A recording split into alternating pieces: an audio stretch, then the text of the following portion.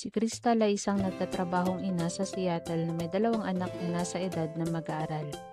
Tulad ng maraming magulang, pinagsasabay niya mga abalang umaga, pagsundo pagkatapos ng eskwela at paghahanap ng dekalidad na pangangalaga sa bata na kaya niyang bayaran. Kaya naman gusto namin malaman ninyo ang tungkol sa Child Care Assistance Program o CCAP. Tinutulungan ng programa para sa suporta sa pangangalaga ng bata ang mga pamilya sa Seattle na magbayad para sa pangangalaga sa bata para sa mga bata mula unang buwan hanggang 12 taong gulang. Para kay Crystal, nangangahulugan ito ng pagkuha ng suporta para sa pangangalaga pagkatapos ng eskwela upang maaari siyang manatili sa trabaho at may kapanatagan ng loob. At ngayon, mas maraming pamilya sa Seattle ang maaaring maging kwalipikado.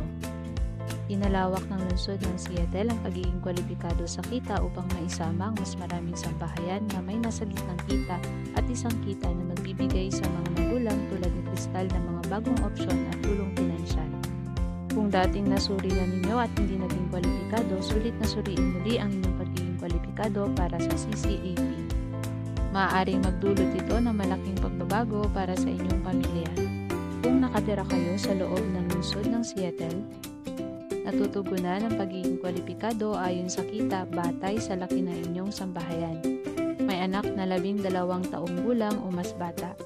Nangailangan ng pangangalaga sa bata dahil sa inyong schedule sa trabaho, pagsasanay sa paaralan o trabaho o iba pang mga pangyayari. At sa kasalukuyang hindi tumatanggap ng anumang iba pang subsidiya sa pangangalaga ng bata, maaari kayong maging kwalipikado para sa CCAP. Kaya, paano kayo magsisimula?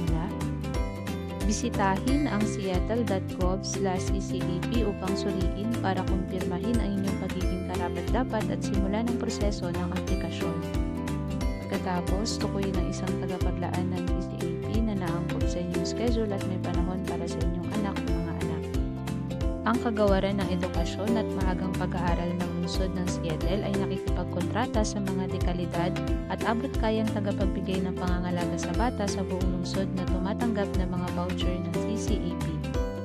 Ang kasalukuyang listahan ng mga tagapagbigay ng pangangalaga ay makukuha sa aming website kasama ang iba pang mga kapaki-pakinabang na mapagkukunan. Ang mga hinihiling na dokumento ay maaaring magsama ng patunay ng address, kita at edad ng bata. Ang CCAP ay hindi nagtatanong tungkol sa pagiging mamamayan o katayuan sa imigrasyon. Narito ang ilang mga bagay na maaaring hindi nyo alam tungkol sa CCAP. Ang CCAP ay patuloy na lumalaki. Kung mayroon na kayong tagapagbigay ng pangangalaga sa bata, tanungin sila kung interesado silang sumali sa programa.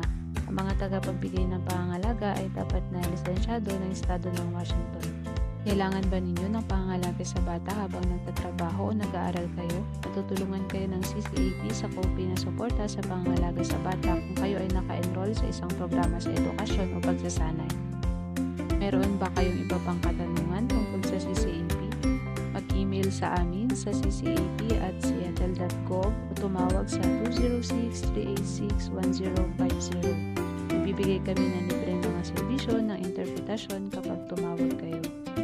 CCAP, sagot namin kayo.